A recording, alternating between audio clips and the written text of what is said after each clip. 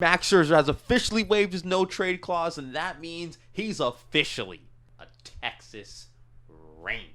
And when I first saw this, I was in absolute disarray. And even when I saw the package, which is not even a package, it's just a 1-for-1, I was even more shocked. But then, after just some careful thinking and a little bit of downtime, I realized I think this is a good move for both sides. This is because Max Scherzer, he's an aging pitcher. The Mets are clearly going to go for 2024. They realized this may not be the year. Actually, they realized this won't be the year. So that's why they're going to move on from Scherzer. Maybe they even move on from Justin Verlander. We'll have to see. Some of those veterans are going to have to go. They're on some massive contracts, so they're trying to cut that payroll. So it made sense to trade Max Scherzer to a contender like the Texas Rangers, who just lost out in the Grom. He probably won't even be back for 2024, probably not until the end. So it makes sense to go give him to a team like the Rangers. And the Rangers also got the fact that Max Scherzer is taking that 2024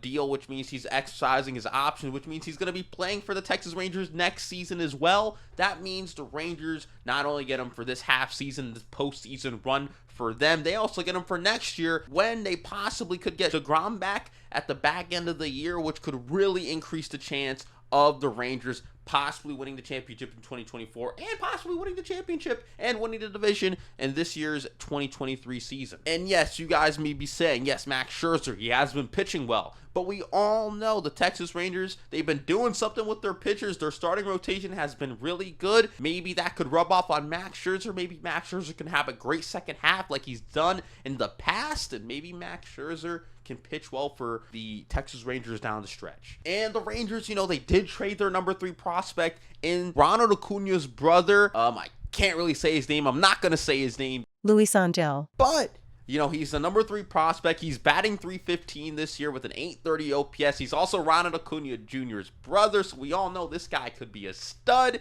Giving out the number 3 prospect for a guy who has an ERA in the 4s. However, this does make sense for the Rangers because Corey Seager is their shortstop for the future. Corey Seager is 27 years old, and he's on that massive, 12 or 11-year deal by the Texas Rangers. So obviously, they're not going to need this young shortstop. He's also blocked at third base because of Josh Jung, and he's also blocked at second base as well because of Marcus Semien in his big contract. So honestly, this makes sense for the Texas Rangers to trade Ronald Acuna Jr.'s brother because they do not need him whatsoever. So they're not even really taking a big gamble on Max Scherzer. Maybe Max Scherzer is so bad they got to bring him to the bullpen because he's getting paid a lot of money, and even then, the New York Mets are taking some of that money as well. The Mets are covering $35 million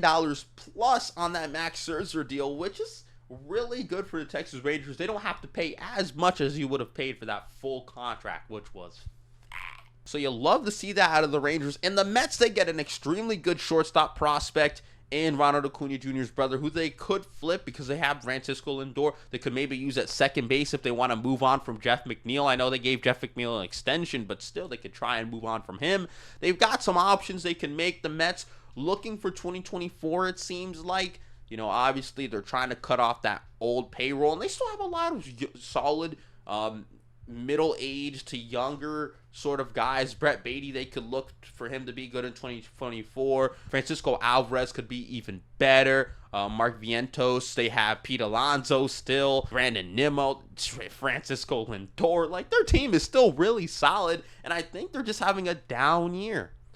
So I think they're pushing for 2024, starting to get in some prospects who they can possibly use in the offseason to trade or bring up into their system for next year. So, hey, I like the deal from the Mets side. They get rid of that contract and they get, a nice prospect who they can either flip or they could bring up in the future. And I like the Texas Rangers side. The Rangers, they get a Max Scherzer, who, yes, is aging, but they could fix him. So both sides, I think, did a great job. Max Scherzer is a Texas Ranger. Max Scherzer has been moving teams left, right, and center these last couple of years. That's what happens when you're a great aging pitcher. It seems like you're just going to get moved every single time, but you're going to get the bag. So yeah, that's pretty much it. How do you feel about this freaking trade? I'm so happy. The trade deadline's here. The stove's getting hot. I know Shohei Ohtani isn't getting traded, so the stove is just simmering, but Max Scherzer gets moved. When Max Scherzer gets moved, a no doubt Hall of Famer, you gotta talk about it. You gotta have some fun with it.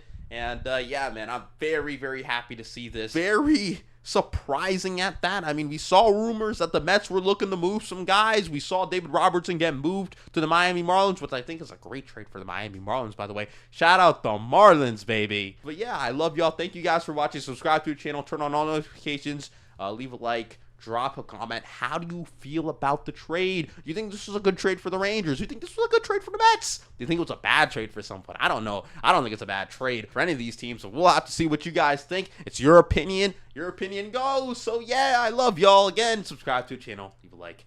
Love y'all. This was a freaking Ranger. We are in bizarre world. The Rangers being good feels like we're in 2011.